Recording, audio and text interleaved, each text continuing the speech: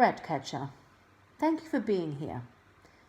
Now I believe that you have the juiciest of juice when it comes to witnessing Macbeth's actions on the upcoming hours before King Duncan's murder. Can you tell us what you saw on the night of King Duncan's death? Well, you see, Kevin. Kev for short, mate, aye. Well, you see, Kev, I was out catching rats in the room beside Macbeth, as it turned out, when I heard him rambling on about all different kinds of stuff like angels and trumpets and naked newborn babes. He was just raving on and on and on, in a soliloquy type way, all to himself. I was really quite intrigued with what he was saying to himself, because there really wasn't anyone else there except the rats. So I tuned in through the stone wall to find out what on earth was happening to the poor fellow. So, what kind of information did you find out? I mean, what was he saying? Well, you know, he was talking about how wonderful Duncan was, how meek and how clear in his great office, and how he was strong in virtue. Sounds like he loved the fella.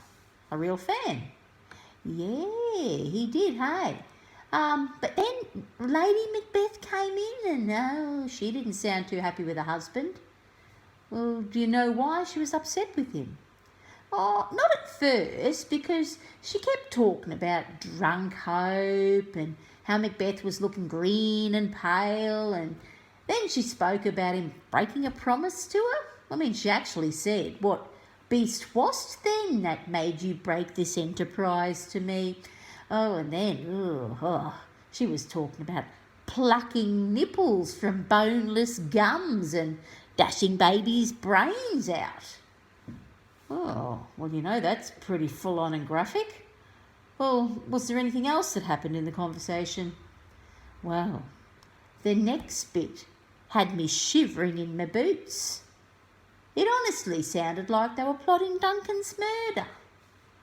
Lady Macbeth mentioned taking Duncan's 2 chamberlains out and wiping them out with alcohol, leaving Duncan unguarded. Now, at the time, I didn't know that this was an actual plan, but it sounded like she wanted them to get to Duncan in his sleep. Well, what made you think that? Well, she said, "What cannot you and I perform upon the unguarded Duncan?" And then she said they would blame the drunken officers for their deeds. Now, Macbeth seemed to be warming to this idea, so he got excited and said, "When we've marked with blood those sleepy 2 of his own chamber and used their very own daggers, that they have done it." Gee, now that sounds awfully like they were going to use the Chamberlain's daggers to kill Duncan. Yes, it did to me at the time too. And then, when Duncan was found dead in exactly the same way, I said to myself, "Oh, cripes, I think I know who's done this." Yes, it sounds like an awfully strong case to me, implicating both Macbeth and Lady Macbeth to the murder of King Duncan. Thanks for your time, Ratcatcher. Back to you, Nikki.